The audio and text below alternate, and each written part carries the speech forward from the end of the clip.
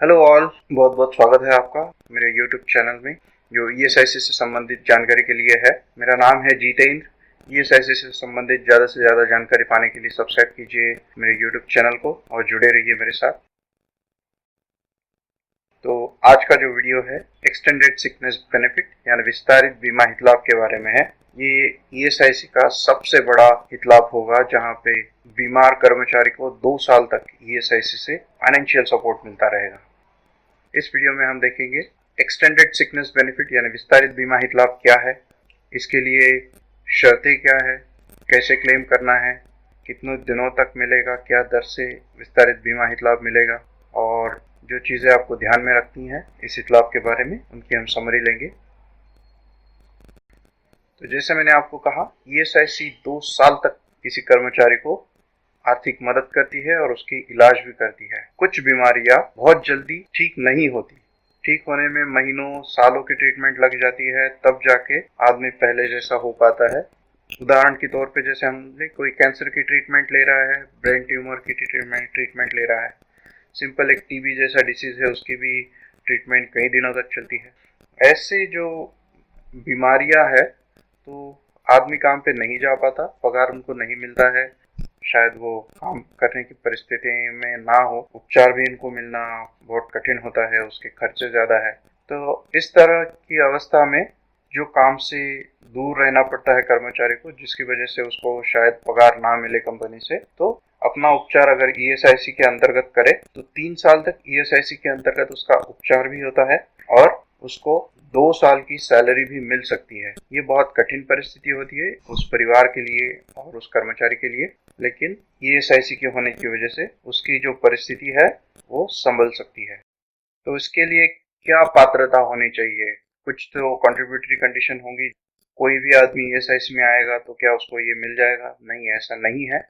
इसके लिए आपने ईएसआईसी को योगदान दिया होना आवश्यक है। जब किसी की बीमारी शुरू होती है, उस हित लाभ कालावधि से रिलेटेड जो भी योगदान के कालावधि है, कंट्रीब्यूशन पीरियड, वैसे 4 कंट्रीब्यूशन पीरियड में एम्प्लॉय ने कंट्रीब्यूट किया होना चाहिए और 4 कंट्रीब्यूशन पीरियड का मतलब होता है 2 साल।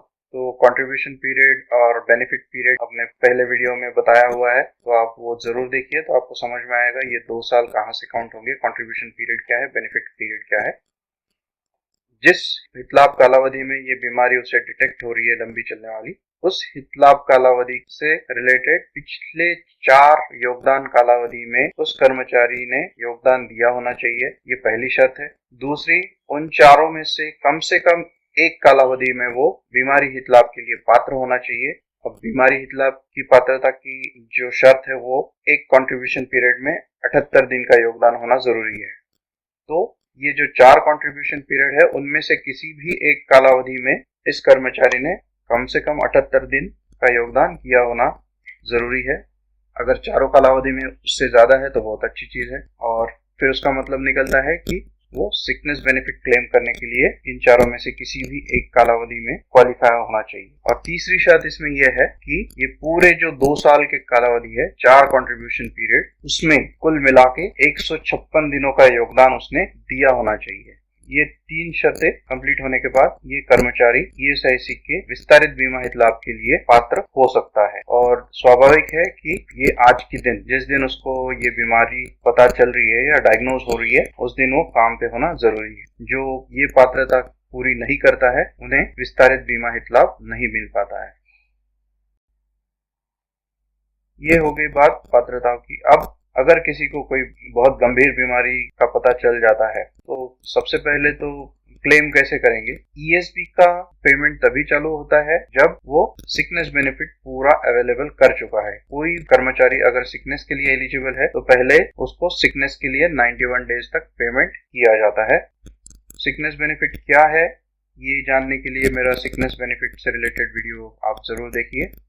दूसरी भी चीज हो सकती है कि जब उसको बीमारी डायग्नोज हो, जब उसकी बीमारी पता चले, उस वक्त वो सिकनेस के लिए पात्र ना हो, तो ऐसी चीजों में सीधा एक्सटेंडेड सिकनेस कालावधि शुरू हो जाता है, सीधा एक्सटेंडेड सिकनेस बेनिफिट का पेमेंट भी शुरू हो सकता है। तो 91 दिनों के बाद यानी लगभग 3 महीने 3 महीने के बाद सिकनेस बेनिफिट पूरा खत्म करने के बाद भी अगर ये कर्मचारी बीमारी से उबरता नहीं है या उसकी हालत खराब होती जाती है या उसकी ट्रीटमेंट को और एक्सटेंड करना जरूरी है, चालू रखना जरूरी है उसकी ट्रीटमेंट, तो ऐसे हालात में चेक किया जाता है कि क्या ये एक्सटेंडेड सिकनेस बेनिफिट के लिए पात्र है। अगर पात्र है तो इस कर्मचारी को मेडिकल रेफरी होते हैं उनके पास भेजा जाता है और मेडिकल रेफरी तय करते हैं कि जिस बीमारी के लिए ये व्यक्ति या कर्मचारी उपचार ले रहा है वो एक्सटेंडेड सिकनेस बेनिफिट जिन बीमारियों के लिए देय है उनमें आती है या नहीं है। तो मेडिकल रेफरी तय करते हैं कि ये बीमारी के लिए एक्सटेंडेड सिकनेस बेनिफिट या विस्तारित बीमा हित लाभ दिया जा सकता है या नहीं दिया सकता। अगर मेडिकल रेफरी बोलते हैं कि ये बीमारी विस्तारित बीमारी हित लाभ के दायरे में नहीं आती तो एक्सटेंडेड सिकनेस बेनिफिट नहीं मिलता है। अगर मेडिकल रेफरी ये मत देते हैं कि जो बीमारी कर्मचारी को है वो विस्तारित बीमा हित लाभ की दायरे में आती है या उसके लिए विस्तारित बीमा हित लाभ देय है तो उस आधार पे शाखा कार्यालय 124 दिनों तक उस कर्मचारी को विस्तारित बीमा हित लाभ दे सकती है। 124 दिन यानी अगले 4 महीने, जब सिकनेस बेनिफिट खत्म हो जाए उसके आगे लगभग 4 महीनों तक ये पहला एक्सटेंशन आपको मिल सकता है। अगर पहले 91 दिन बाद में 4 दिन इसके बावजूद कोई बीमारी अगर ठीक नहीं हो रही है, फर्दर ट्रीटमेंट की जरूरत है, सिचुएशन खराब हो रही है तो 124 दिन खत्म होने के बाद शाखा कार्यालय वापस उस कर्मचारी को मेडिकल रेफरी के ओपिनियन के लिए भेजता है कि इसकी ट्रीटमेंट आगे जरूरी है या नहीं है, ये बीमारी में कुछ इम्प्रूवमेंट है या नहीं है, कितनों दिनों तक ये ट्रीटमेंट चलती रहेगी और फिर 124 दिनों के आगे कितने दिनों तक ये ट्रीटमेंट दी जा सकती है। तो ये सब सवाल शाखा कार्यालय मेडिकल रेफरी से पूछते हैं। मेडिकल रेफरी डिस्पेंसरी के डॉक्टर से अलग डॉक्टर होते हैं जो स्पेशलिस्ट का ओपिनियन लेते हैं और उसके आधार पर बताते हैं कि कितने दिनों तक हित लाभ बढ़ाने की आवश्यकता है और कितने दिनों तक ट्रीटमेंट चल सकती है। जो मेडिकल रेफरी तय करते हैं जितने दिनों तक वो मेडिकल ट्रीटमेंट की आवश्यकता बताते हैं, जितने दिनों तक आवश्यकता है उतने दिनों तक या ज्यादा से ज्यादा 309 दिनों तक इस बार विस्तारित बीमा हित लाभ दिया जाता है। फिर 309 दिन खत्म अगर हो गए या 309 दिन के अंदर ही रिकवर हो गया कोई तो हित लाभ बंद हो जाता है। अगर 309 दिनों के बाद भी यानी लगभग 10 महीने के बाद भी अगर बीमित व्यक्ति की तबीयत खराब ही है, उसकी ट्रीटमेंट चली रही है तो उस हालात में 309 दिनों के ऊपर उसको हित लाभ देने के लिए उसे मेडिकल बोर्ड को भेजा जाता है। मेडिकल बोर्ड एक एक्सपर्ट डॉक्टर्स का एक मंडल होता है। सभी डॉक्टर उस बीमित व्यक्ति के मेडिकल ट्रीटमेंट पेपर और उसका जो डायग्नोसिस है, बीमारी का निदान और ट्रीटमेंट का पूरा ब्यौरा करते हैं, उसकी छानबीन करते हैं और उसके आधार पे आगे कहाँ तक विस्तारित बीमा हित लाभ देना है उसके बारे में अपना मत देते हैं। उस आधार पे उसमें बीच में एक साथ ही पूरे 1 साल के लिए दे दे या बीच में 3 महीने के बाद 4 महीने के बाद रिव्यू के लिए बुला सकते हैं उन्हें। तो मेडिकल बोर्ड जो ओपिनियन देता है उसके आधार पे ये ज्यादा से ज्यादा 730 दिनों तक यानी लगभग 2 साल तक एक्सटेंडेड सिकनेस बेनिफिट शाखा कार्यालय से दिया जाता है। इसमें ये एक बात आपको बता दो कि एक बार ट्रीटमेंट किसी का शुरू हो गया तो ऐसा भी हो सकता है कुछ दिनों के लिए वो बीमार रहे, फिर उसको ठीक लगने लग जाए, फिर वो काम पे चला जाए, उसके बाद फिर अगर ट्रीटमेंट के लिए उसे कहीं जाना है या डॉक्टर ने कुछ ट्रीटमेंट दिया तो उसकी वजह से उसे घर रहना पड़ रहा है तो उस बीमित व्यक्ति को एक साथ लाभ लेना जरूरी नहीं है। बीच में वो काम भी कर सकता है, फिर उस ट्रीटमेंट की जरूरत पड़ गई या छुट्टी लेने की जरूरत पड़ गई, फिर घर पे रहेगा तो ये 730 दिन या एक्सटेंडेड सिकनेस बेनिफिट ब्रेक में भी ले सकता है कोई कर्मचारी। जब उसे आवश्यकता हो तब वो लेगा, बाकी दिन वो काम पे जाएगा तब उसे कंपनी पगार देगी, बीमारी की वजह से घर पे रहेगा तो उस वक्त उसे ESIC पगार देगा। तो इस तरह से ये हित लाभ टुकड़ों में भी लिया जा सकता है, लेकिन कुछ भी करके ये 3 साल से ऊपर नहीं जा सकता। तो 730 दिनों का मतलब होता है 2 साल, लेकिन टुकड़े करके वो 3 साल तक एक्सटेंड हो सकता है या 3 साल तक ही वो वैलिड रहेगा, ऐसी इसका लेने का तरीका है। इसका दर जो है 80% ऑफ एवरेज डेली वेजेस के हिसाब से होता है। एवरेज डेली वेजेस या हित लाभ का दर कैसे गिना जाता है उसके लिए मेरा ESIC contribution rate and benefit rate का वीडियो आप जरूर देख सकते हैं, इसी चैनल पे वो है। तो इस तरह से विस्तारित बीमा हित लाभ बहुत ही महत्वपूर्ण हित लाभ है ऐसी केसेस में जहां पे हार्ट के डिसीज, नर्वस सिस्टम के डिसीज, पैरालिसिस जैसी बीमारियां, ब्रेन ट्यूमर, कैंसर, लीवर की बीमारियां, बहुत ही महंगी ट्रीटमेंट है, डायलिसिस रिक्वायर्ड होता है। ये सब बीमारियां जो है इसमें उपचार के लिए बहुत ज्यादा खर्चा आता है तो इन सब में कोई भी कर्मचारी अपनी जेब से खर्चा करके इतने दिनों तक बीमारी के उपचार का खर्चा उठाना बहुत ही मुश्किल है। उसकी पूरी सेविंग खत्म हो जाएगी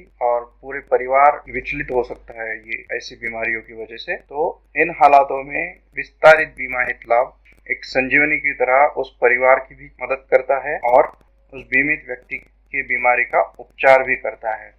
इस तरह से ये बहुत ही महत्वपूर्ण हित लाभ है। तो इसके बारे में और थोड़ी चीज़ें जो हमें जाननी ज़रूरी है, ये याद रखनी चाहिए कि विस्तारित बीमा हित लाभ कुछ पर्टिकुलर बीमारियों के लिए भी है, लेकिन लगभग बहुत सारी बीमारियां इसमें कवर हो जाती है। अगर किसी को हुई बीमारी इस कैटेगरी में नहीं आ रही, डॉक्टर मना कर रहे हैं, तो उसमें कुछ अधिकारियों को अथॉरिटी देके रखी है कि वो ऐसी केसेस में रिलैक्सेशन देके ट्रीटमेंट की अनुमति या एक्सटेंडेड सिकनेस बेनिफिट की अनुमति दे सकते हैं।